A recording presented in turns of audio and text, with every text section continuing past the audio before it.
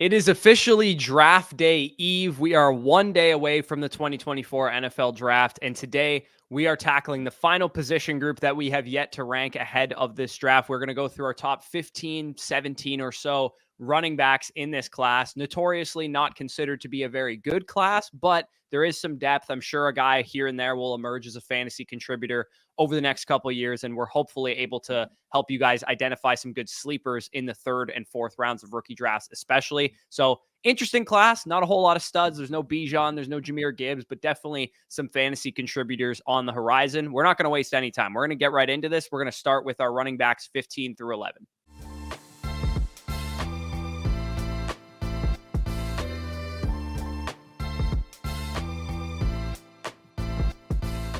All right, so off the top, before we get through our running backs 15 through 11, there is one guy that you have inside your top 15 that I don't have inside my top 15, one guy I have inside my top 15 that you don't have in your top 15. So I'll let you take it away with Blake Watson, running back from Memphis, a guy that I liked. I just couldn't quite sneak him in there.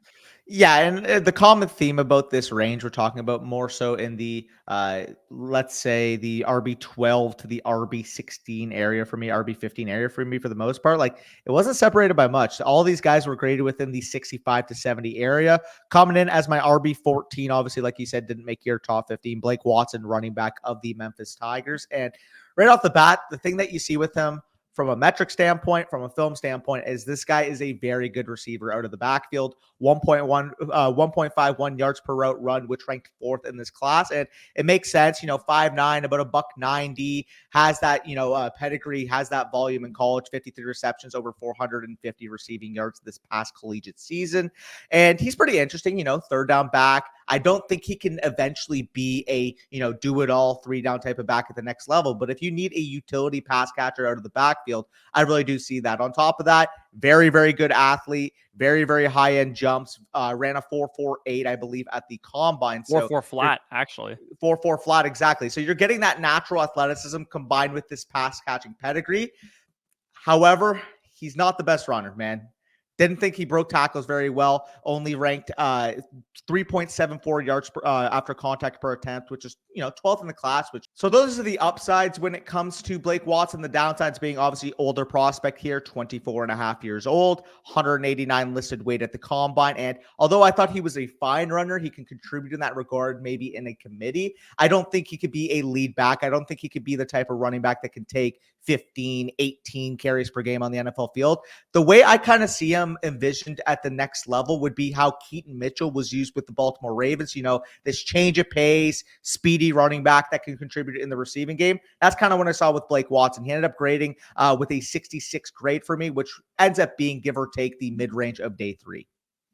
Yeah, I saw him more as like a Kenny Gainwell type. I mean, Yeah. like you said, he ran 4.4, jumped 41.5 inches. He actually is listed at 200 pounds on his RAS card. So I don't know if he reweighed in at his pro day or something like that. But I mean, 60 targets is pretty crazy receiving volume. 45 targets his final year at Old Dominion as well. So again, an interesting player, a guy that I think is worth a dart throw as a potential priority free agent after rookie drafts are over, even a 4th round pick if he gets a good landing spot and, goes in round 5 or round 6 of the NFL draft. A lot of the guys that we're going to be talking about this 15 to 11 range, they're going to be day 3 players. They're not going to get second round draft capital, not even going to sniff 3rd or 4th round potentially even either. So Blake Watson, an interesting guy. I can move on here to my running back 15. So just outside of your top 15, that was Dylan Laube, running back of New Hampshire.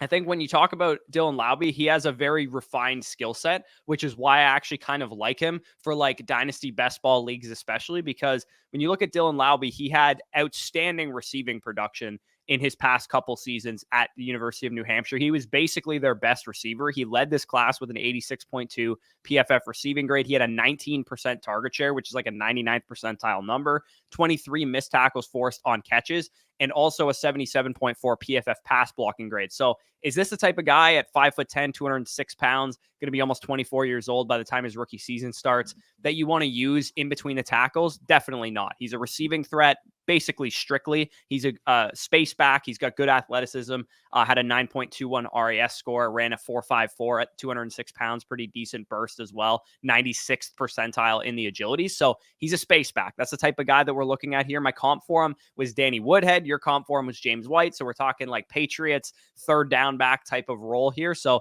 with Dylan Laube, do I think he's going to be the most high upside dude in the world? No, but in the mid to late fourth round of a rookie draft, especially in dynasty best ball leagues, I do think he could have some value in a good landing spot. The Chargers, maybe to replace the Austin Eckler role, would be something that he could fit into. And it's funny because we talk about Laube, we talk about Blake Watson. Like at the end of the day, they're both probably going to be, round 5-6 flyers that contribute in a receiving capacity at the next level. Maybe, contribute a little bit on special teams as well. They're not the type of guys that I'm going to go out there and say, I feel confident one day are going to be top 20 running backs, either in the NFL or either in terms of a fantasy perspective.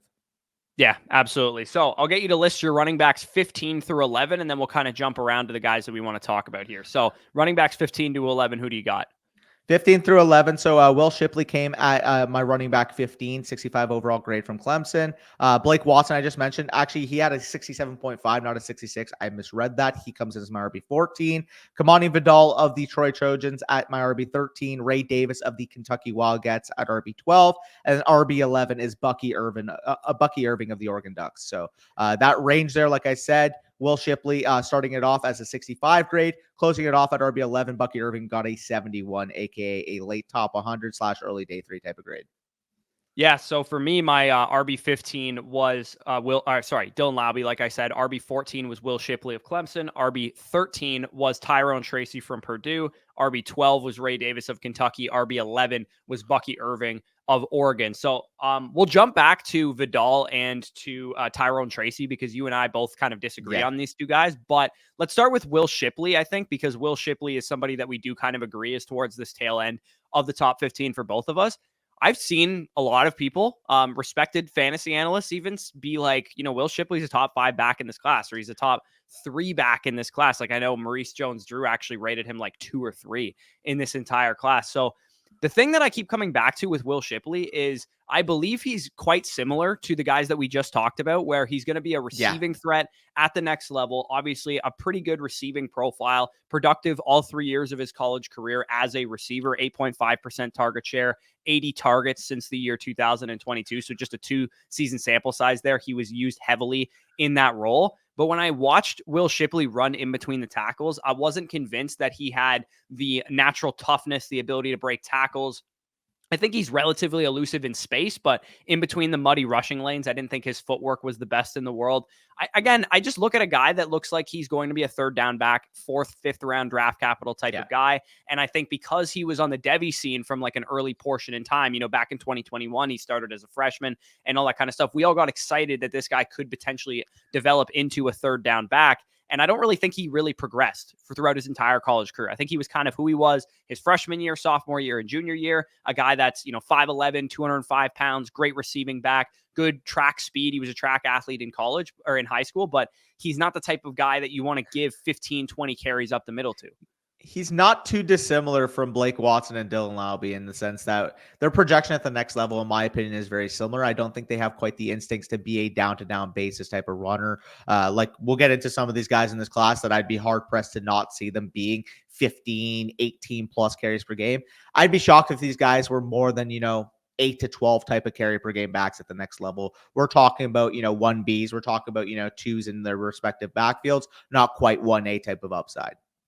Yeah, I think in PPR leagues, you could talk yourself into Shipley being like a go-to receiving back for a team. But I just keep coming back to the point that I don't envision a coaching staff entrusting this guy with more than 5 to 10 carries at his absolute ceiling in any given game environment because the metrics don't like him either, right? Like he didn't break a lot of tackles. He didn't make a lot of people miss. He has highlights that it get you excited when you see him in space and he can make a guy miss in that situation. But from a down-to-down basis, I didn't think that Will Shipley was warranting the hype that he's getting. And I was quite excited to watch Will Shipley because I knew, a lot of people were excited about him. A lot of people said, oh, this could be a top 5 running back in this class or whatever. I was kind of just let down with what I saw in film. And one of the concerning things for me with Will Shipley is for a guy that projects as a third down back, he was one of the worst backs in this class in pass protection, which is not good when that's the role that you're going to play at the next level. If you're trying to carve out a third down role, I actually feel a lot better that just on a pure ability to carve out a third down role basis, I think Dylan Laube at least brings both to the table where he's a great receiver and he's a great pass protector. So for me with Will Shipley, if he goes like round 4 of the NFL draft, I'll change my mind. But he strikes me as a type of guy that the dynasty community is way higher on than the actual NFL. And he'll fall to like round 6 or round 7. And then everyone's gonna be like, oh, how could you possibly have let Shipley fall this far? I'm like, well, mainly because he's got one specific role and he's actually missing like a portion of that role. And he doesn't, project as this great early down runner. And it's funny because your comp for him, my comp for him is kind of similar, where the dynasty community was very high on these guys. They thought, maybe they're round 2, round 3 type of picks. And then the NFL draft comes in. Your guy goes undrafted. My guy, I believe, goes round 5 or 6. Your comp for him is Sean Tucker. My comp for him is Kenny Gainwell. Yeah, I think he's a better receiver than Sean Tucker was. And like the breakaway speed and like those type of plays are pretty similar with those two guys. I actually think Tucker was better through contact. But both guys kind of had that in between the tackles, lapses in vision, lapses in patience. I don't think either of them really templed their runs very well. Back. I think that they were both kind of slender dudes at 200, 205 pounds, like they were playing at, but they're also, 5'10", 5'11". So they're not the most compact, built in the lower half type of guys. So again, with Will Shipley, to me, he's the type of guy, because he's like a dynasty Debbie Darling, I'm just going to let my league mates probably take shots on him, especially if he goes like 5th round to Kansas City. I'm sure everybody will hype him all the way up to like an early 3rd round, maybe in a late 2nd round pick. And I'll probably just let my league mates draft him at that point, because when we see these dynasty and Debbie Darlings get decent draft capital, decent landing spots, everybody's all in on them. And honestly, I'm kind of more in line with the NFL's view of Will Shipley, where he's a role player at the next level. Yeah, I think we summed up Will Shipley very well. Do we want to go with the one we both agree with, or the two we both agree on in this range, or should we go with the differences right now? Let's go with Ray Davis and Bucky Irving first, right, and then we'll circle back to Tyrone Tracy and who was the other one? Vidal from Troy here. So let's talk about Ray Davis. I have him at 12, so I'm a little bit higher. Actually, no, you have him at 12 as well. Yeah. So we're both in the same boat with Ray Davis. Same grade. Challenging thing is, the guy's going to be 25 years old midway through his rookie season. So he's a very experienced running back. He played at 3 different schools throughout his college career. And I would consider him, relatively speaking, a floor projection. I think his floor is pretty high. I don't really see his ceiling to be very high. He has average speed, average burst, in my opinion, too, with a 4.52 40-yard time. But he did do some things on film that I do think could help him like make a roster, keep a job in the NFL as like a priority backup. Maybe he has a chance to start games. I think he's physical. I think he has quick feet. I think his receiving ability was pretty underrated. He's 5'8", 211 pounds. So he's got a good, compact frame, good instincts, and good patience. My comp for him was Khalil Herbert. Khalil Herbert was, I believe, a little bit better of an athlete, but I do think that Ray Davis has a little bit more refined instincts. So he's the type of guy where, again, I wouldn't be shocked if, let's say, he's a handcuff at the next level, like an Alexander Madison or a Khalil Herbert or something like that, and we get spot fantasy production out of Ray Davis. But there's absolutely zero chance that I think this guy will hold down a starting job for multiple years. Like, I just think he's the type of guy that if you're relying on him, you're going to want to upgrade at the position. You're going to want to go out and get a faster running back, a guy with more upside, with more receiving ability in the cabinet there. So I do believe Ray Davis is an interesting player. I think he's a good depth running back, maybe a handcuff at some point in time. But and the NFL actually seems high on him. Like, I do think there's an outside shot that he's drafted in like round 3 of the NFL draft, and that would make him a little bit more interesting. But to me, he's like a prototypical like 4th round running back. I know the Buccaneers have been heavily connected to him because our offensive coordinator, Liam Cohn, coached him at Kentucky. And we also do kind of need an early down complement to Rachaad White. So that makes a lot of sense. I think he'd be an interesting fit there. But I think that's kind of what we're talking about here. It's like you're going to put him and pair him with another running back. He can be kind of an early down grinder in a backfield. Yeah, maybe if he ever gets a backfield to himself, like the ceiling that we're talking about is maybe, the little run that Carlos Hyde had for the San Francisco 49ers, or, the ultimate ceiling projection would be like a worse version of Mark Ingram. Is kind of how I see a guy like Ray Davis, where he kind of has every little piece of skill set, but he's not a good enough athlete for it to be elite in every single like space. He's like a jack of all trades, master of none, but he's also an average athlete, if that makes sense. Yeah, he's an interesting guy. No doubt about it. I think that there's a chance that we'll look back on this class and we'll be like, you know what? Ray Davis ended up being like the 5th or 6th back from this class. He's kind of like the Jalen Polk of the running back position, where I'm like, I think he could play. I think he's going to stick around in the league. I just don't think he's going to be a superstar. And part of it is because like he had to transfer like 3 times before he actually commanded really any work and got any production in the NCAA. And again, he did it in the SEC. He was a guy who carried a lot of work for the Kentucky offense this year. Again, I think that the NFL might be a little bit higher on him than the fantasy community. I think there's a chance that he sneaks into round 3 or something like that. But for now, I think he'll be like a prototypical 4th, 5th round running back. Maybe he has a little bit of a Tyler Algier flash in the pan where he's like a league winner down the stretch because the starter ahead of him got injured, and then maybe he's like a sell high candidate. So again, with the running back position, I'm fine taking shots in like round 3, round 4 of rookie drafts because those scenarios exist where you're able to get upside at that position. But for me with Ray Davis, I think that the second he's projected to be a starter, a team would be looking to move get a better running back in-house for him, similar to like the Zamir White situation that we have with the Raiders right now. I could see that kind of being something that happens. So let's go on to another Devy kind of dynasty darling here with Bucky Irving. Yeah. A guy that a lot of people, and I don't think this is an outrageous thing that I saw, were saying that might be the best running back in this class leading up to the NFL scouting combine, because there's definitely moments on tape that get you excited about Bucky Irving. I think that he was very elusive. I mean, 17.2% missed tackles for since 2022. That was first in the country, not just first in the class, first in the country. So we're talking about a really jittery kind of running back in space. 11.9% target share this past year as well. 21.9 miles per hour was his top speed in game. The challenging thing is I thought Bucky Irving was going to come out here and run like a 4.38 or something like that. He ran a 4.55 at the combine, posted just a 7th percentile burst score, which is not great for an undersized running back at 5'9", 192 pounds. Young, good production profile, but a 3.71 RAS score. He's kind of like Tajay Spears if Tajay Spears was half the athlete that he tested like. That's the way that I kind of look like Bucky know who that Irving. is? Again, one of these guys that could fit into a receiving skill set role at the next level, but I'm not certain he's actually going to hold down a significant role for fantasy. Wait, so what was the comp that you said? You said Tajay Spears without as much athleticism? Yeah, that was the comp that I have for him. Yeah, so like basically just a more athletic version of Devin Singletary, pretty much.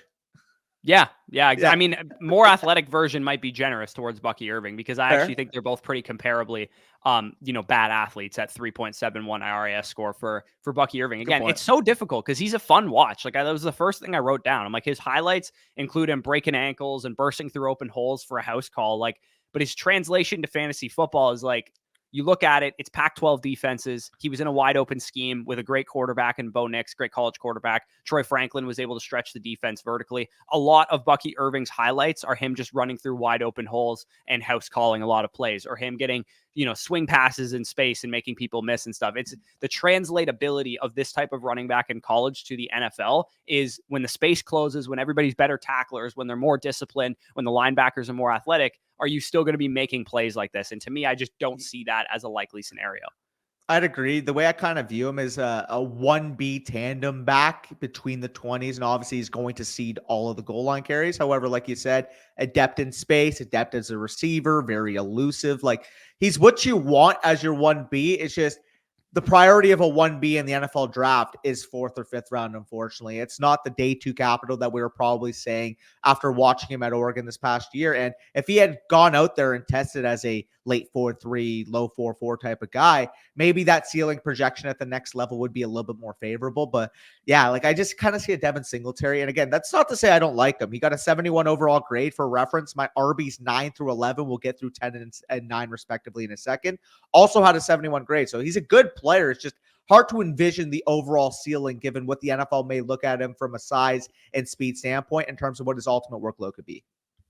Yeah. Again, he's challenging because his production profile would suggest that maybe this is another like Devon Achane situation where he can go to the right situation and he can be, a great change of pace running back. But Devon Achane ran about 0.3 of a second faster than him, and also projected a little bit better from like a physicality standpoint too. I think Bucky Irving just kind of, he went down with any kind of breeze when he was tackled in open space. It was like, he can make people miss. He can break contact when it's a cornerback on the outside trying to tackle him, but you put him up against an NFL linebacker, he's going down like a sack of potatoes in the middle of the hole there. So that's the thing that I worry about with Bucky Irving. Undersized and under athletic is something that you don't really want in an NFL running back. That's not what plays in today's game. So let's talk about the guys that we kind of differ on. So we'll talk about Tyrone Tracy here first, because you have him, I believe, at 7. I have him at 13. The reason I'll let you know why I have him at 13, because my comp for him is Antonio Gibson. So I think career trajectory wise, we're talking about a very similar player in terms of Antonio Gibson was a wide receiver at Memphis. He was drafted to be a running back. I believe his first real action playing running back was actually in the NFL, not even in college. And Tyrone Tracy kind of has a similar career trajectory where he was a sixth-year senior this year at Purdue after transferring from Iowa for 4 years, playing 1 year of wide receiver at Purdue. And he was asked basically to carry the football this year. He had only 148 carries in his entire career in 6 years. His pass protection chops are completely non-existent because he played mostly wide receiver. 24.5 years old entering the NFL draft. But you look at the 113 carries he had this year, and you get excited. 46 missed tackles forced on those 113 carries, 4.44 yards after contact per attempt, which actually leads this class. 71% of his total yards came after contact, so he wasn't getting a whole lot of help from his offensive line. 90.5 PFF rushing grade, only 1 career fumble. Like he doesn't have the type of profile that we're excited about at the running back position, but he does have good film, admittedly. He's a guy that you look at, and he also had a 9.78 RAS score. He ran a 4.48 at the combine and 98th percentile agility. He's just this like great raw athlete. And I heard this comp from Josh Norris, and I'm not willing to go this far because this guy literally had a year as the RB1, but I saw the comp of David Johnson thrown, and I mean, it's hard not to see the upside when you just watch him play. Now, obviously, when you contextualize the profile, he's basically going to be 25 years old during the NFL season. Like, I understand this is not the profile we typically want to be betting on. You know, a late college career transfer from obviously Iowa to Purdue, transfers position. Like, this is not the profile I thought I would fall in love with. But then I turn on the tape of Tyrone Tracy, man, and this guy is just absolutely butter when it comes to making people miss. He is a PhD. Sorry. He has a PhD in slipperiness because this guy just makes people miss at will. We're talking about a guy that on 113 carries, 46 missed tackles, forced 4.44 yards after contact per attempt, which ranks first in this class.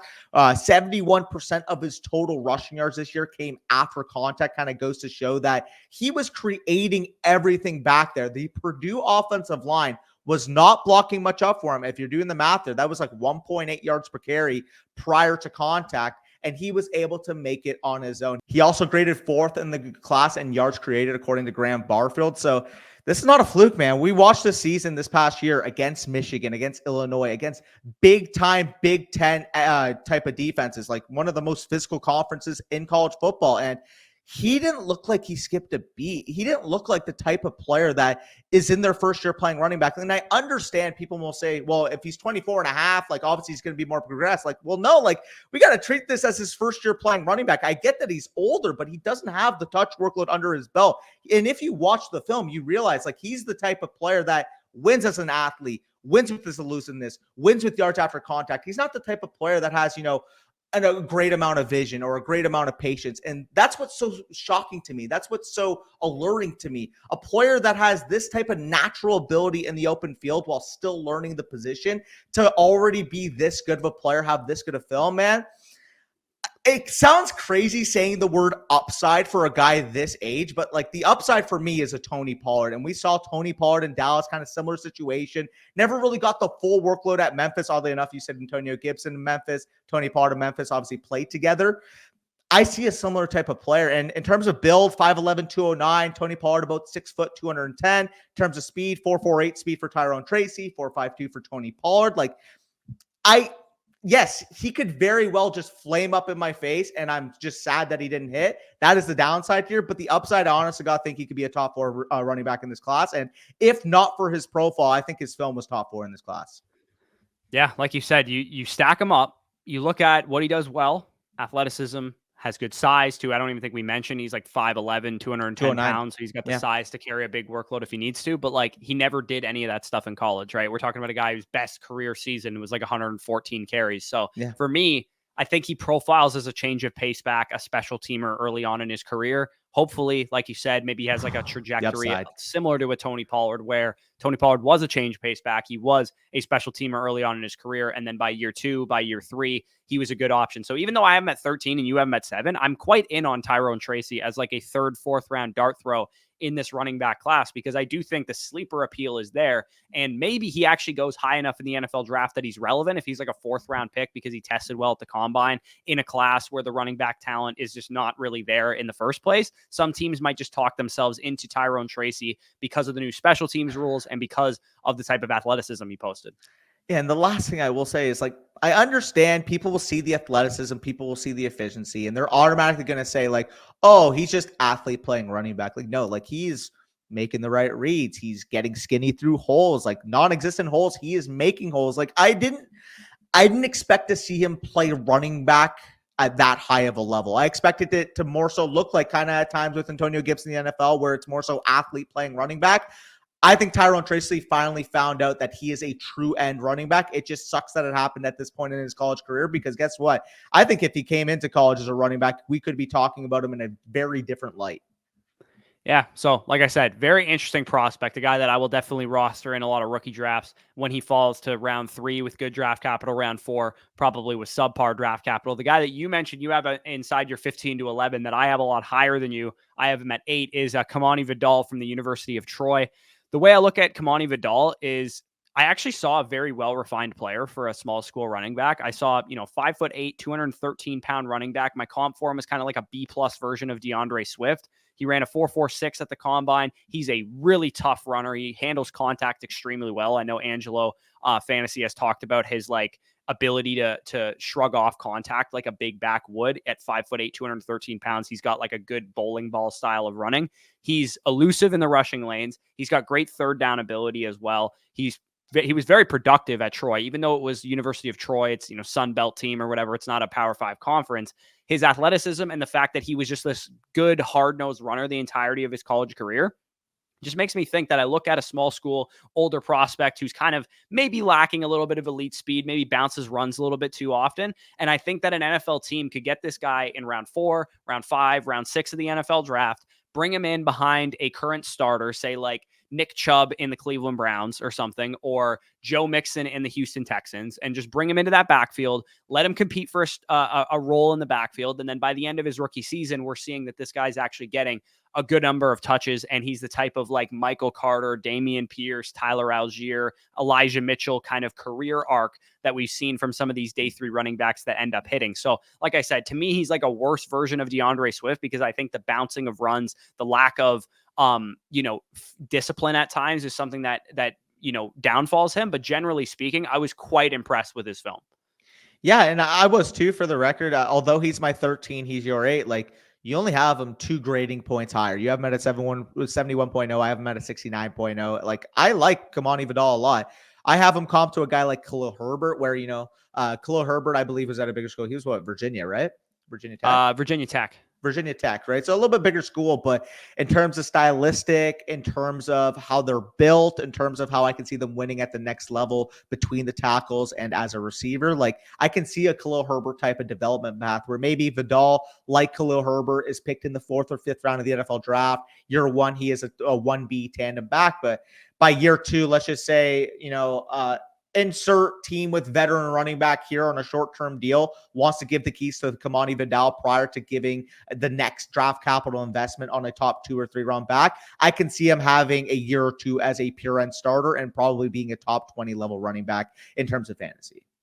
Yeah, exactly. Like I said with Vidal, 93.7 PFF rushing grade this year. That was 3rd best in the class. He had 313 attempts, which only Isaiah Davis topped in this class in terms of carrying a big workload. He forced 102 missed tackles forced, which was the most of any running back in this class. And on a per touch basis, he was also very strong in that area. He led the class with an 80.5 PFF pass blocking grade. He didn't drop a single pass this season, as well as a receiver, carved out an 8% target share. So I think he's just a well-rounded player, honestly. Like, I know he played at a small school, but I think if this guy had played at the University of Georgia or something, we'd be talking about him as like a top 5 running back in this class. It's just the small school bias here getting in the way of a good athlete, 8.84 RAS score, who can play on all 3 downs, who was the workhorse of his team and was asked to carry his team. And again, when we see these guys, like it's interesting that we're talking about these guys back to back because Tyrone Tracy is the complete opposite of that. Never asked to be a workhorse. He barely got a whole lot of touches. And then Kimani Vidal, we know he can do it because he did it already. It's like, do you want,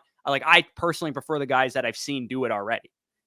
No, that's fair. I mean, at the end of the day, I could just keep coming back to how good the per touch basis was of Tyrone Tracy and projecting forward. And I get it. Like, I don't, same to Xavier Legette. Like, Tyrone Tracy to the running back position is like my Xavier Legette of the wide receiver position. Like, I understand analytically betting on older prospects that never showed the production prior to this year is a bad bet, but those two guys' films were too good for me not to have as high as I do, to be honest.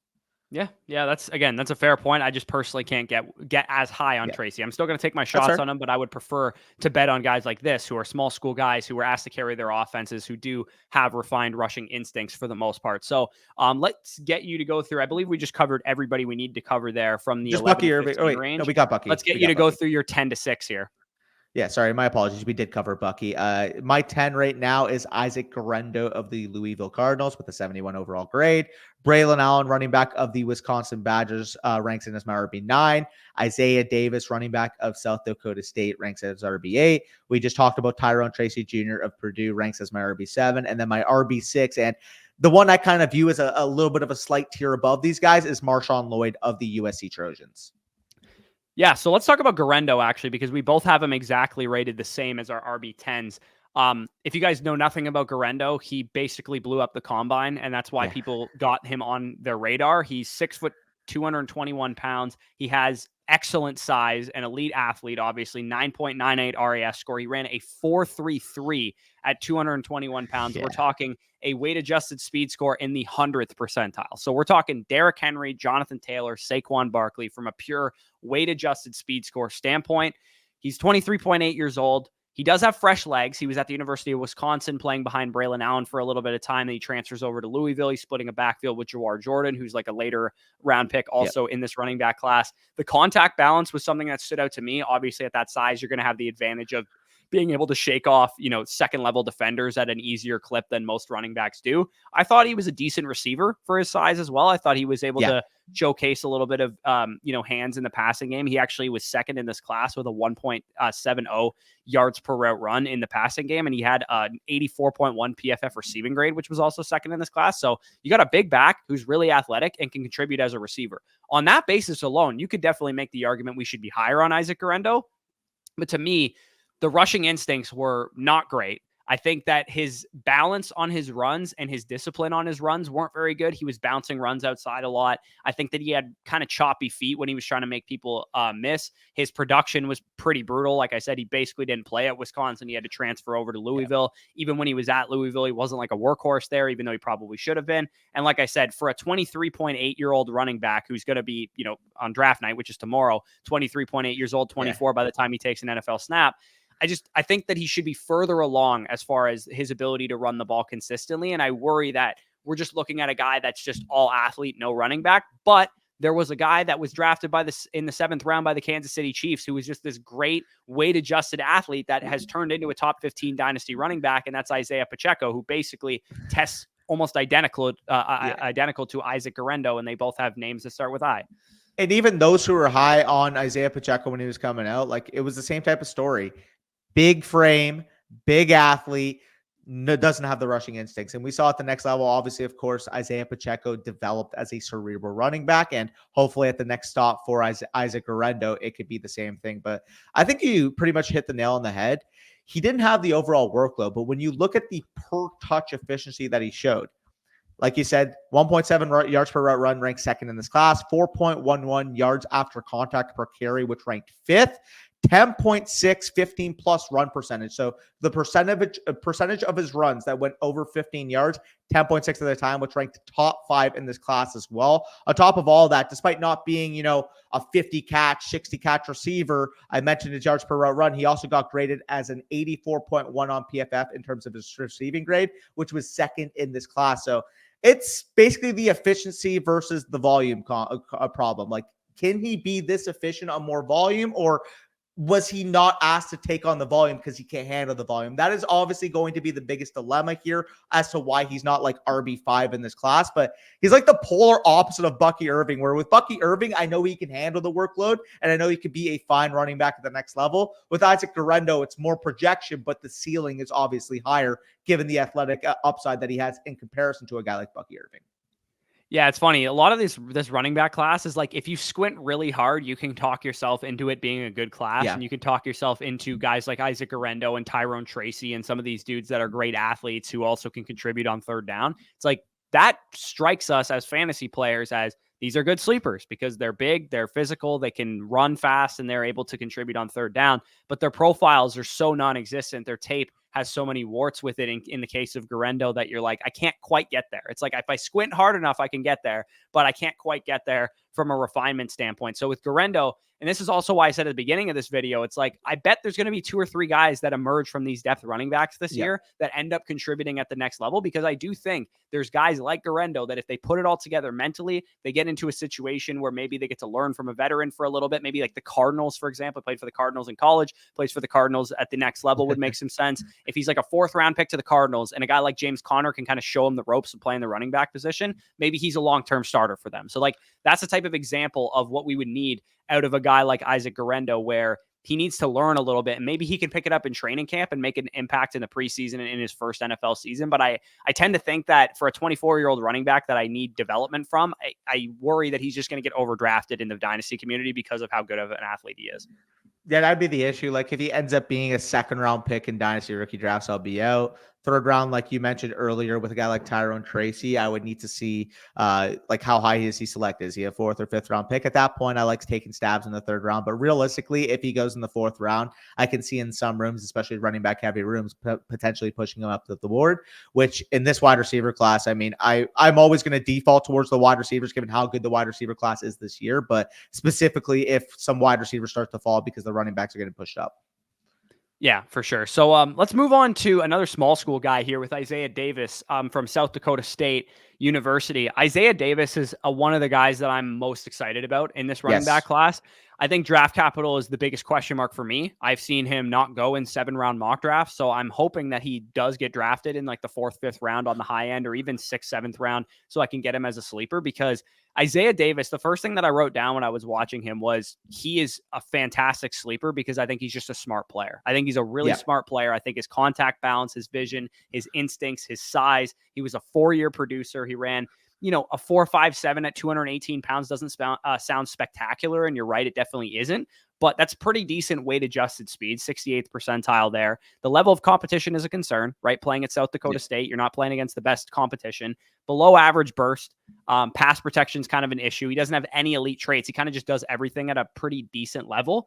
But the exciting thing about Isaiah Davis is that when you look at the running backs in this class with a PFF receiving grade over like 90, he's all the way up there at 96.8 this year. Like, he led the class with a great rushing grade. And that kind of speaks to, the way that PFF grades their running backs is like, where are you supposed to be on a given play? Are you doing what you were supposed to do on that play? And that's exactly what Isaiah Davis represents. So he strikes me as the type of guy that an NFL coaching staff would really like because he does exactly what he's supposed to. He's a 4-year starter, started his true freshman year and posted like a really, really elite number in terms of a PFF receiving grade. I think it was like 93. Yeah, and I believe that year he was in tandem with Pierre Strong, who also got drafted, I believe, round 5 or round 6 to New England a few years back.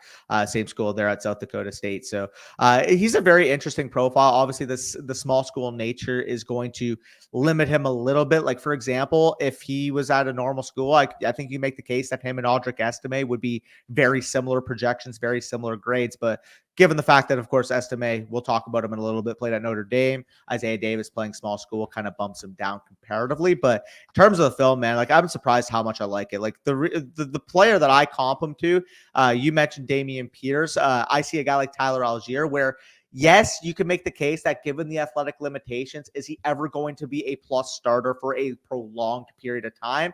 Maybe not necessarily. Like, that would have to probably look like a James Conner type of development where maybe year 1, late round pick. He's like the tandem back, and then something unforeseen, like let's just say I was mentioning earlier, if a veteran running back were to leave the market, Isaiah Davis the next on the line, I can see him then developing like a James Conner would. But even if he just pays off as a Tyler Algier type, Tyler Algier gave you 4.9 yards per carry, 1,000 rushing yards as a rookie, and you probably could have sold him for at least early second, if not at least mid-second round type of capital in your rookie drafts the following year. So with Isaiah Davis, man, I just find it hard to believe that he's not going to be a good ROI based off the film that I watched and based off the overall market sentiment on him.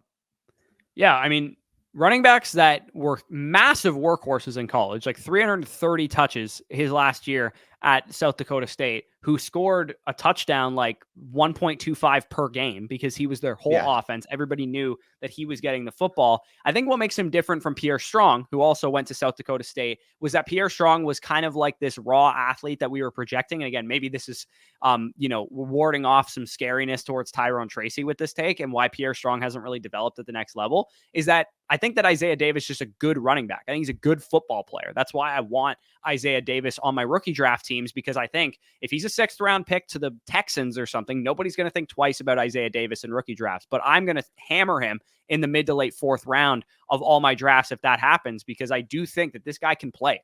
I watched him. I'm like, NFL coaches, once they get him in training camp, are going to like this guy. Yeah, no, I agree. He does all the right things. And that's why I think, again, going back to my Tyler Algier comp, like, yeah, can we argue whether Atlanta was dumb or not for taking Bijan Robinson at 8 overall, having Tyler Algier? Like, that's not the conversation I'm having here. What we can appreciate is that when Tyler Algier had the backfield to himself, Tyler Algier was a very efficient running back. The only risk level that we have with guys like Isaiah Davis, with guys like Tyler Algier, is that potentially the team doesn't appreciate what they do and then just selects another running back with higher draft capital the following year or in the near future. So if you're buying Isaiah Davis, and again, I really like him, he's my RB8 in the class, but I do understand the risk there in the future. However, I do think the immediate return on investment, if you were to flip after year one, after him getting a workload, would be extremely high.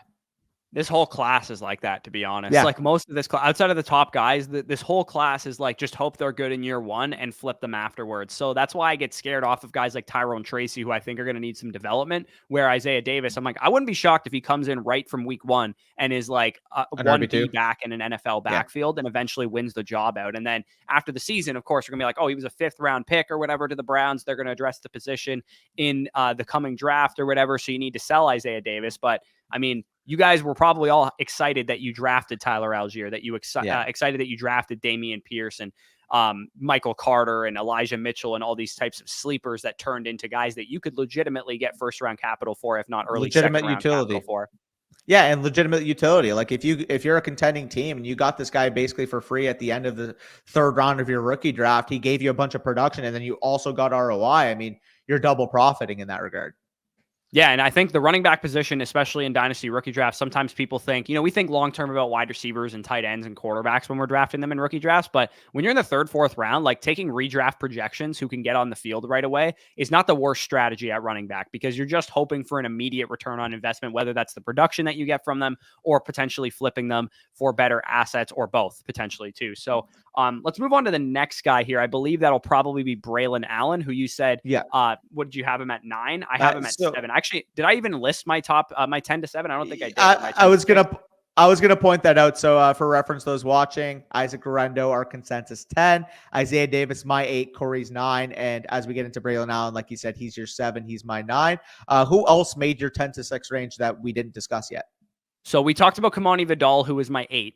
And then my other guy is Marshawn Lloyd as well at 6. And like you said, he's kind of a bit of a tier ahead of those guys. But Braelon Allen is the next guy kind of on the docket for us here. I was really not impressed with Braelon Allen just in general, because Braelon Allen, if for those of you guys that are not connected to like Dynasty Twitter and the whole scene, this was a 17-year-old true freshman that came out and started for the University of Wisconsin. He rushed for 1,200 yards his freshman year, had a great season, rushed for, I think it was like 150 yards against like Ohio State and some of these big schools and stuff.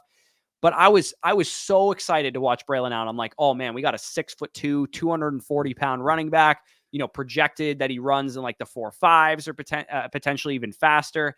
And I just was so underwhelmed with the lack of physicality that this guy showed on film. I was so underwhelmed with the footwork that this guy showed on film. I've said this about Braelon Allen before, but if you guys are Pittsburgh Steelers fans, you probably know this about Najee Harris. Sometimes Najee Harris forgets that he's 235 pounds and can go through people. And you're wondering, why is he trying to like tippy toe behind the line of scrimmage and make people miss? And as a Bucks fan, Jaguars fans will know this too. Leonard Fournette also had kind of the same issue. It's like, just run over somebody. You're huge. Just run over them. So with Braelon Allen, you can stack up the good, the size, the production profile, the youth. He's going to be 20.3 years old as of the draft. That's the youngest running back in this class. His patience is pretty solid. I think he executes ball carrier moves pretty well. Like, he uses a good stiff arm. He's able to spin move off of tackles. He's good, at making people miss when he's got them lined up the way that you would like as a Madden running back or whatever. Big dynasty running back darling that doesn't play the way that we want him to on film. He's got slow feet, poor balance. I'm surprised how often he goes down on first contact given his size.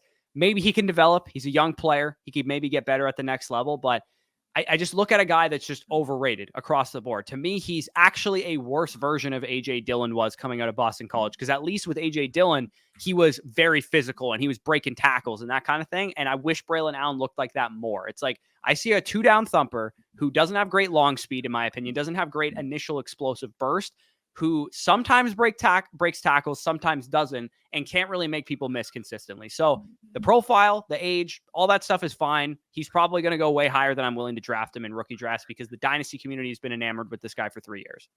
Yeah, and for reference, he technically also has a 71 grade. I mentioned the three players that do: Braelon Allen, Isaac Guerendo, Bucky Irving. And when it comes to Braelon Allen, that's mostly being propped up by the fact that he has a very, very good production profile. He has the size, the workload, the goal line max. So typically speaking, from a running back tangible trait standpoint, making people miss, being tough, like those type of traits, being able to find the right hole, being able to have the right patience, being able to have the proper vision. He technically had the same grade as those guys, but that's because of the fact that he maxed out the goal line. He maxed out the production profile in terms of the tangible running back traits, and in terms of making people miss, in terms of fighting through contact.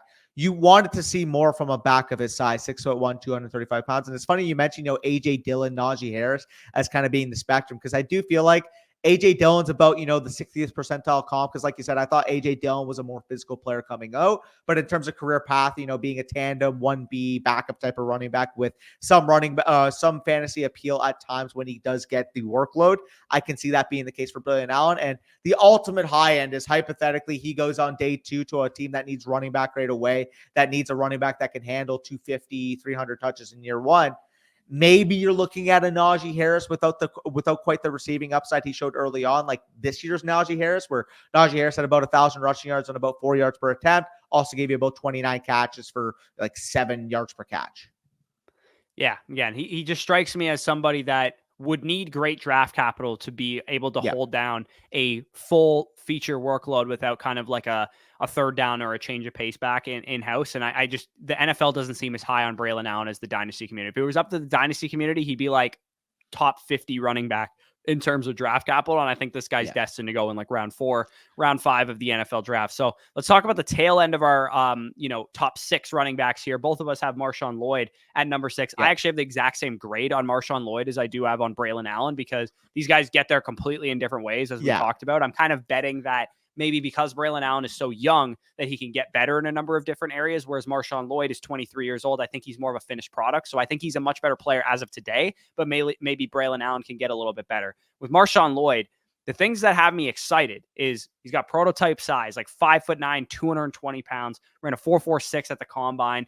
I think Miles Sanders is the type of guy that he reminds me of, because with that athleticism comes some flaws with the weak production, some of the raw rushing instincts, the poor vision that you see from him. He had a problem with fumbles at USC as well. Pass protection was a thing that was a mental lapse. He wasn't able to figure that out in a timely manner. I didn't think he changed tempo on his runs at all. I think he was running full speed all the time, trying to be as athletic as he possibly can. But the nice thing about Marshawn Lloyd is, like, dude, if he could just figure that stuff out, and maybe it's inborn, maybe you can't teach it, he is a prototype: explosiveness, size, athleticism, making people miss, receiving ability was pretty solid. His power, his balance, number 1 graded running back in terms of yards created by Grant Barfield. So the ceiling, again, if you squint on this running back class, you can be like, holy shit, Marshawn Lloyd is this great running back prospect that nobody really seems to be hyping up.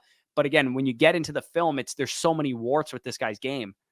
The best way I can describe Marshawn Lloyd is like when you go to the arcade and you're picking which game you want to play, and you end up landing on the pinball machine. And just for a second before you start playing, or as you start playing, you start focusing on just how fast and how reckless this pinball is moving as you're hitting it. And that's like Marshawn Lloyd in the open field, where he's super fast, he's super jittery, he makes people miss, he breaks tackles, but at times it doesn't look like he knows what he's doing out there. I hate making this generalization, but you could tell that he is an unrefined running back at this point in his career, a raw running back. But in terms of the traits, like you said, being able to make people miss, you can't really teach. Being able to fight through contact, you can't really teach. And guess what? Marshawn Lloyd does that at a very high level. 177 PFF elusiveness rating, ranked number 1 in this class. 37.1% broken tackles plus missed tackles forced per attempt, meaning that every time he was getting the ball, he was basically either making someone miss or bowling them over, to be honest.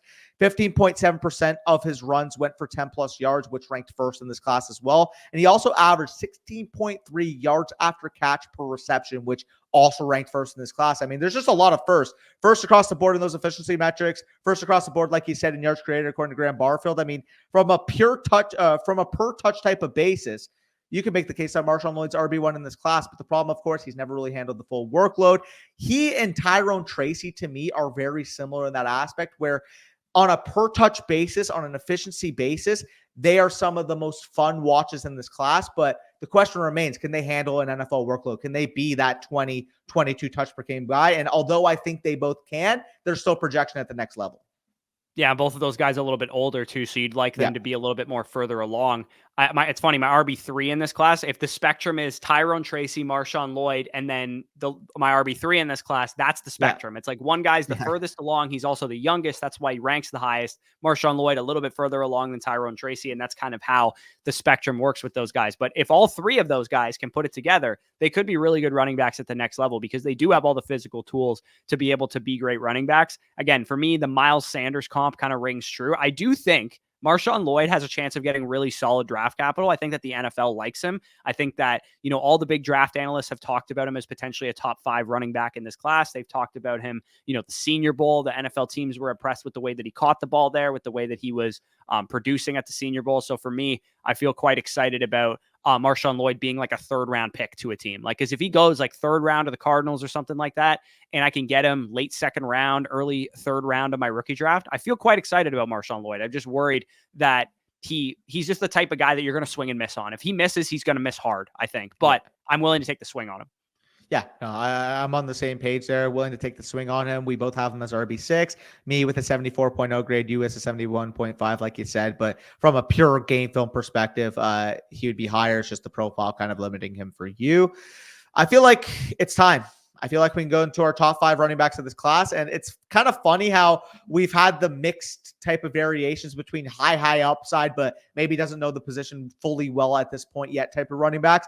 And on the flip side, maybe not the highest upside, but set it and forget it type of pros at the next level, because the top 5 kind of mimics that as well. 4 and 5, I would say, are your prototypical, high floor type of running backs at the next level. 3, like you said, one of the bigger boomer bust guys. And then obviously 1 and 2 we'll get through, kind of more complete than the rest of the group. But we'll start off with RB5, the national champion himself. I'll let you start it off with my Michigan boy here with Blake Corum, because you have him a little bit lower, I have him a little bit higher, but he's ultimately still both are 5.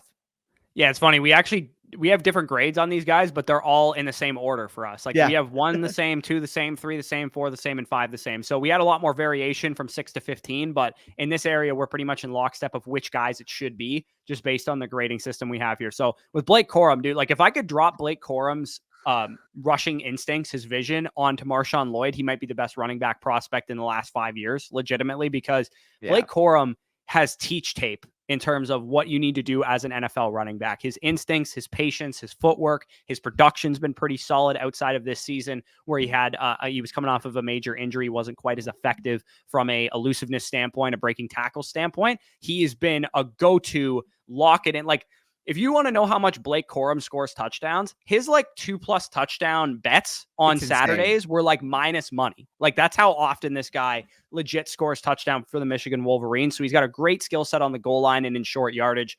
Physicality is solid, balanced skill set in general. The problem with Blake Corum is that he's 23 years old. He had a down season this year, as I talked about. His third down traits are fine, but they're not elite. Like he's not an elite receiver. He's not an elite pass protector, but he can contribute in that area. And then he's also not the greatest athlete in the world, although 94th percentile agility score is definitely, it makes a lot of sense given the way that he runs and he's able to create space. 4.53 in the 40-yard dash is also pretty solid as well, but it's not elite. With Blake Corum, my comp for him was Chuba Hubbard, who was a little bit faster than Blake Corum, but I do think the career trajectory kind of mimics each other, where it was great junior season, should have come out, and then goes back to school and has like a down season marred by injuries. That's kind of why the comparison is the same for me. Blake Corum hopefully doesn't go in the 4th round like Chuba Hubbard did. I think that there's a chance he could slide into round 2. I think he's more likely a 3rd round running back, probably to like the Chargers or something like that. But for me with Corum, like, mid-second round, late second round, I feel very confident. Like if I had to bet on one running back in this class, if you told me one of them played 12 years in the NFL, I would say that it was probably Blake Corum. Yeah, and my comp for him, more stylistic comp would be your Tampa Bay Buccaneer himself, Doug Martin. No, obviously not the same type of prospect Doug Martin was. Doug Martin, 1st-round pick. Don't envision that for Blake Corum. But with Blake Corum's profile, it is very weird because you kind of have to balance just how damn good his film was in 2021 and 2022.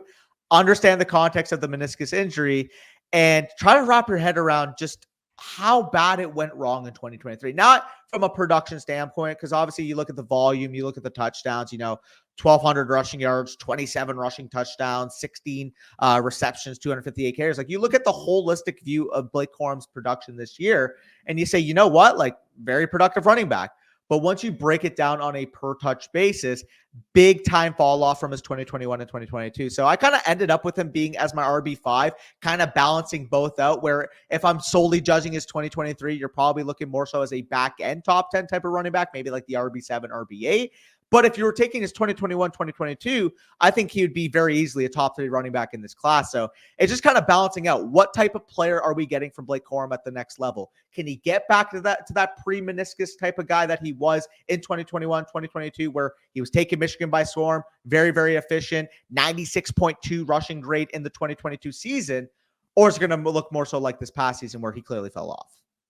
Yeah, and I think he's intangibly probably a great leader and a great teammate and all that kind of stuff. NFL coaches will like that. I mean, you mentioned the PFF rushing grade. That was a PFF record until this year when Isaiah Davis from South Dakota State broke it. But it's still a PFF record among Power 5 schools. So you're talking about a guy, again, the way that PFF grades their running backs is like right when you're in the right spot where you're supposed to be, when you're a smart runner, when you're good at breaking tackles, breaking the first contact. That's what he was able to do in 2022. It just didn't happen again in 2023 coming off of that meniscus injury. He was not nearly the same level of explosiveness. He had the worst elusiveness, broken tackles per attempt in the class. So he was like a shell of himself in 2023. And hopefully that's not a sign of things to come. Hopefully it was just a blip on the radar because of the injury. But again, I don't want to nail Corum too hard because I think that he's one of the more balanced running backs in this class. Yeah, for sure. And like you said, despite not having maybe a Jaylen Wright type of ceiling, I really do feel like if we saw 2022 Corum in 2023, he would have been my RB3 in this class. But given the fact that he did fall off, I have to downtick him a little bit. Hence why he ends up being my 5.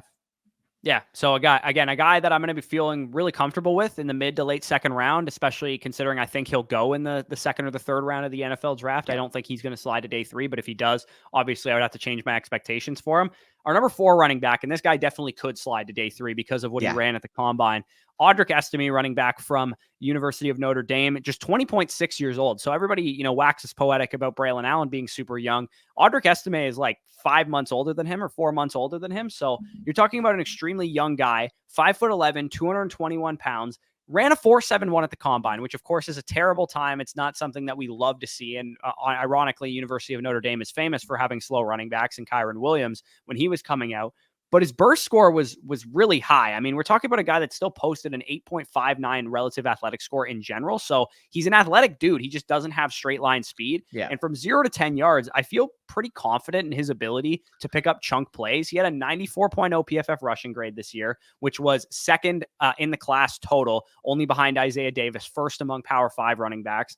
And then his, plus EV plays, basically his positive plays, were 53.6%. So again, another one of these smart running backs that knows where he's supposed to be, breaks tackles, breaks contact, is able to make people miss, can contribute on third down. He's not going to be a superstar. He's definitely going to contribute a small amount on third down, but refined instincts for a 20-year-old running back. Yeah. Like, that was the impressive thing for me. And my comp for him, your comp for him, is David Montgomery. And David Montgomery had a lot more experience coming out of Iowa State, and of course has had a really long career so far in the NFL, being a starting running back for Chicago, and of course having a big role with Detroit last year. So even though he was never really a workhorse, doesn't have the high-end speed, his route tree is limited as a receiver. He also had some young running back mistakes, like changing tempo of his runs.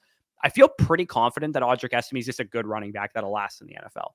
Yeah, and the biggest dilemma here is, our team's going to see the 4-7-1, be scared off of taking him on day 2, because obviously if he goes day 3 and a couple other guys go day 2, you can make the case post NFL draft to potentially lower him a little bit. But from a pure film standpoint, I mean, going up against Ohio State 2023, big time game between Notre Dame and the Buckeyes themselves, Buckeyes being a top 5 defense in the entirety of college football.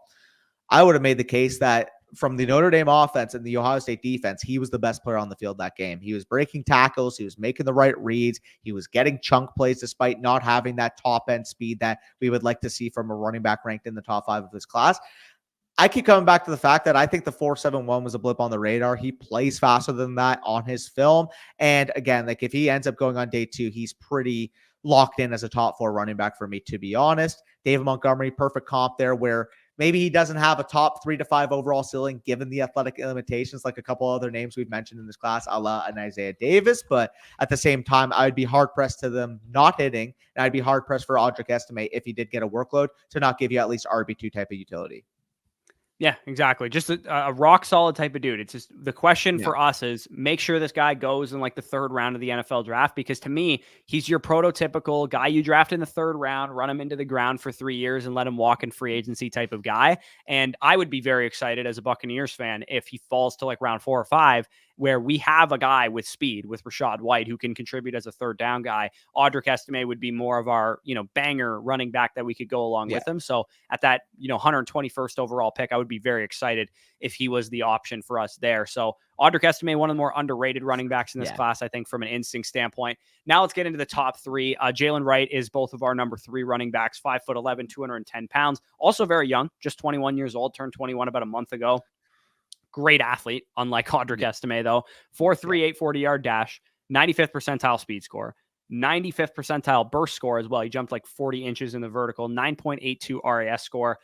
You mentioned Tony Pollard as a comp for Tyrone Tracy. My comp for Tony Pollard is actually Jaylen Wright, because I talked about it. They're all on the same spectrum of running backs. They're raw guys. They're going to need instincts development. But Jaylen Wright, to me, is the top of that group, because with Jaylen Wright, I saw great underlying metrics. I saw power. I saw footwork. I saw his third down ability. I saw a super high ceiling, freakish athlete type of player. With a 91.2 PFF rushing grade this year, that was 6th in the class. 23.6% targets per route run, that was 3rd in the class. 1.4 rushing yards over expected in 2023, which was 1st in the class. 4.35 yards after contact per attempt, which was 2nd in the class, only to Tyrone Tracy. So Jaylen Wright is the type of guy that does all of the things that translate to fantasy super well. The question I have for him is the stuff that Blake Corum does that we take for granted, which is knowing when to hit a hole, knowing when to tempo your runs, knowing when to keep your legs churning. He doesn't quite have those instincts yet, but he is really young and he could still develop that. So with Jaylen Wright, again, this Miles Sanders, Tony Pollard spectrum of players where they can develop it potentially, but they don't have it yet, is where Jaylen Wright falls. And to me, he's the best in this class of that group because he's the youngest. And it's so funny how we kind of have those spread out where, for example, we mentioned Jaylen Wright being the top of that group. We mentioned Marshawn Lloyd. We mentioned Tyrone Tracy, where, could you convince me that any one of those 3 guys ends up being the best of that group and ends up arguably being the 3rd best, 2nd best running back in this class? Absolutely. But like you said, Jaylen Wright's the clear top of it from this perspective, has the sort of traits that we see from Marshawn Lloyd with Tyrone Tracy, but a much better put together type of profile where he showed it more consistently from a production standpoint, where he is a little bit more athletic than both of those guys, where he does have those same type of traits of being an elusive player in space, being able to break tackles. And on top of it all, he is the best bet to get high draft capital, in my opinion, amongst those three. Yeah, and again, I feel a lot better when I have to bet on a young running back who's 21 years old, who didn't have a lot of experience, basically started for 1 year at Tennessee, versus a guy that, at Marshawn Lloyd 24. played at South Carolina for a couple of years, got injured, wasn't able to get on the field. Tyrone Tracy played wide receiver for like 4 or 5 years, and then he was having to switch positions and stuff. So again, with Jaylen Wright, to me, I look at it and I say, if I'm going to bet on a guy to put it all together, it's going to be the young back that I've seen the most from and who's the best athlete. It's funny you mentioned that because real quick, I think Jaylen Wright is like if Tyrone Tracy just played running back from day one in college is kind of how I view him. Yeah, that's a good point. He probably is like that. So again, these guys, I mean, Jaylen Wright to me graded out as kind of like a top 50 to top 75 guy. I have him a little bit higher graded than you. I would actually spend, if I was the Cowboys and there was running backs off the board already, I would be okay with taking a Jaylen Wright at 56. If I was the Raiders or something, I would be okay with taking Jaylen Wright in the second round, but I think more likely he'll probably go in round 3 of the NFL draft, but did test super well. And those type of things that the NFL really likes, played in the SEC and all that good stuff. So the next guy that we're going to talk about comes from the University of Texas, my favorite college football team, Jonathon Brooks, a running back that maybe would have been RB1 had he not torn his ACL towards the end of the season. Certainly was on a very, very strong run before he ended up getting injured. A 91.9 PFF rushing grade. That's 4th in this class, 75.3 receiving grade. That's 3rd in this class, 140.3 elusive rating, which was 4th in this class, just 20.8 years old also. So in the same range as that Braelon Allen, Audric Estime, really young running backs. And in his first year, coming off of sitting behind Bijan Robinson, who was a top 10 NFL draft pick, sitting behind Roschon Johnson, who was a 4th round pick in last year's class. I feel like we talked about this in his film breakdown.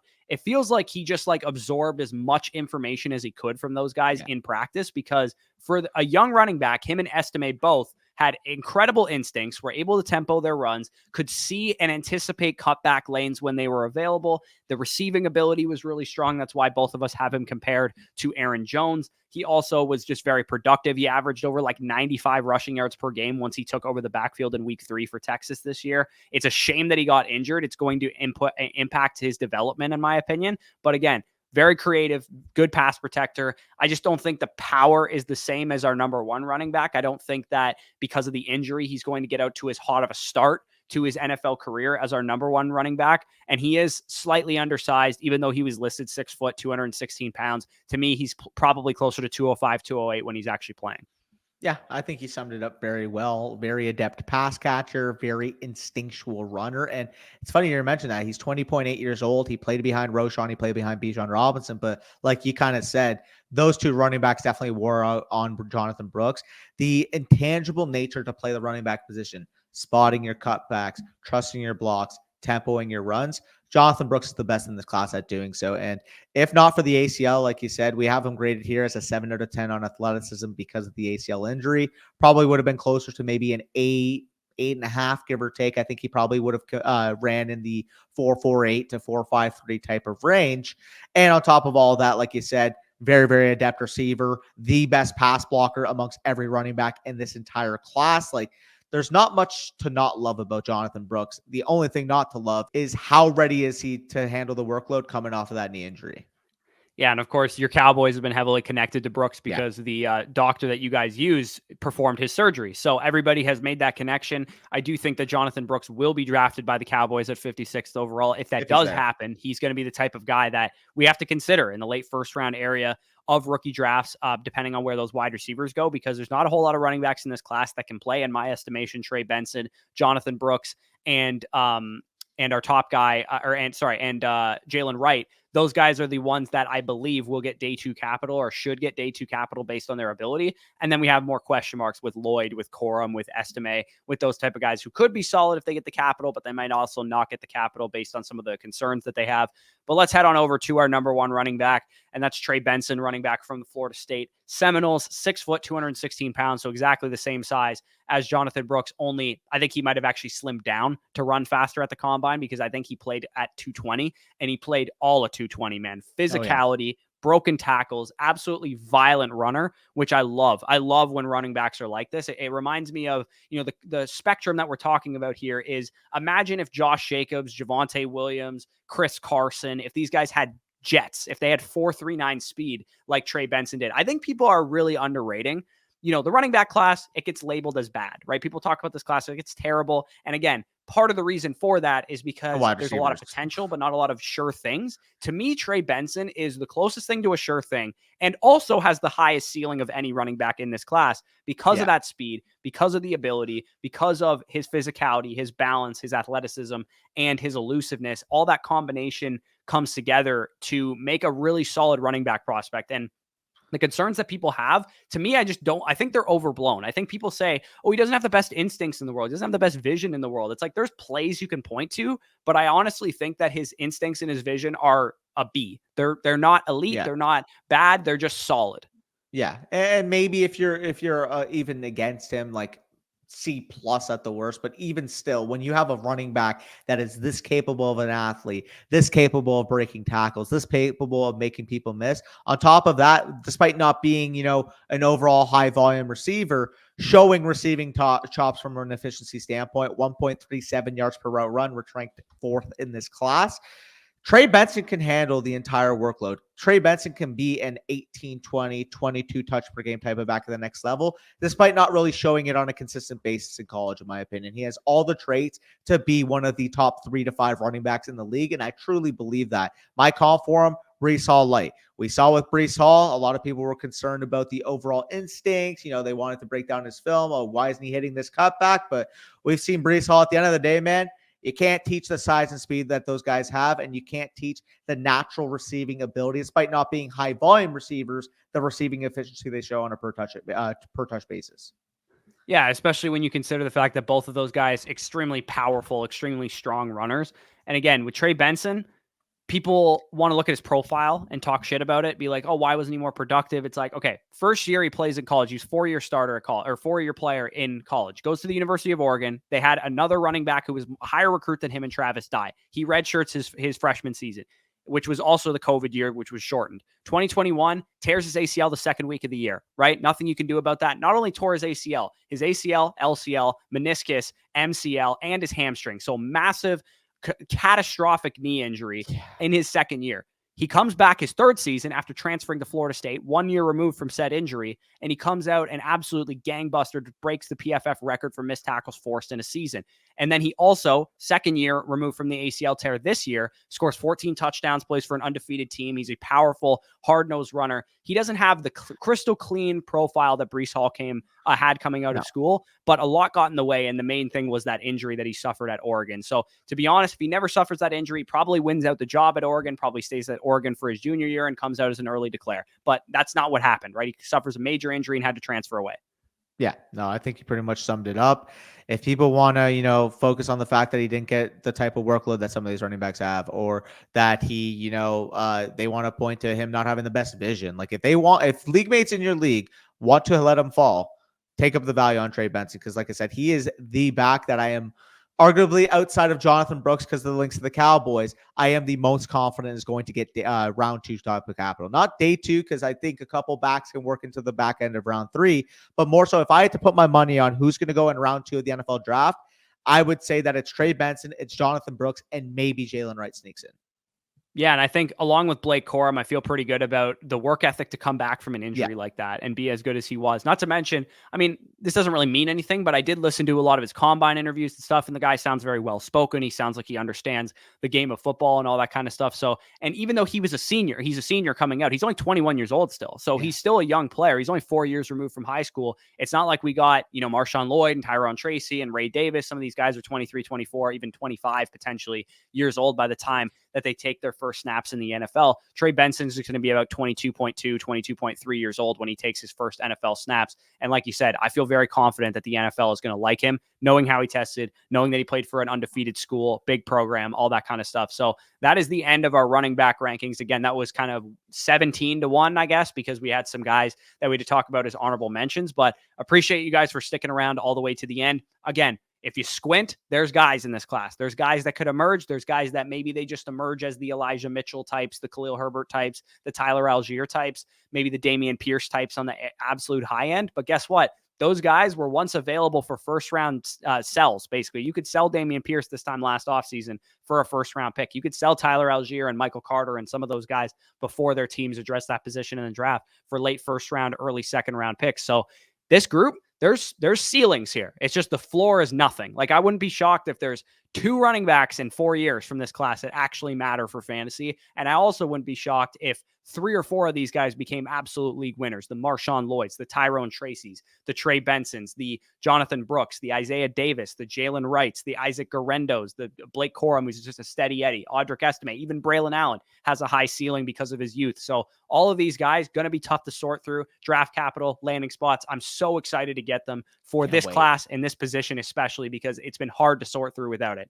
Yeah, amen. Especially knowing the running back landscape, we need a couple of these guys to hit. Obviously, people are going to fast forward towards how good the 2025 class is, but we got to focus on 2024 because although it's not, the glistening class that, 2023 with Bijan and Gibbs or 2025 with all those projected potential day 2 names, it's got its upside in its own right.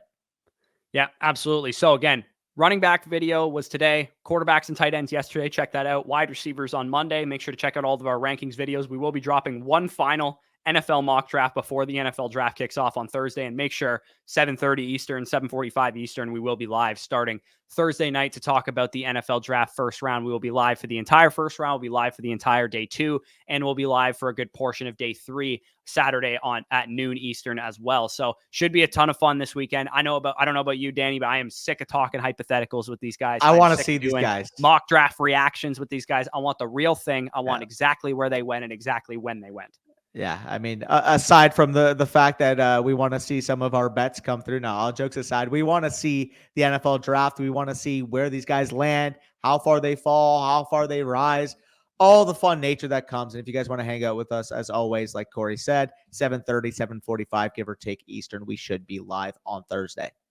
Yep. And again, if you want all of our rookie draft takes, rookie draft guide live now on flockfantasy.com. Promo code FSE gets you 30% off, 7-day free trial, all that good stuff. Post-draft, we'll do one more update to our draft guide, add in some sleepers, add in some quick superlatives, busts and all that kind of stuff, guys, to let your idiot league mates draft or whatever.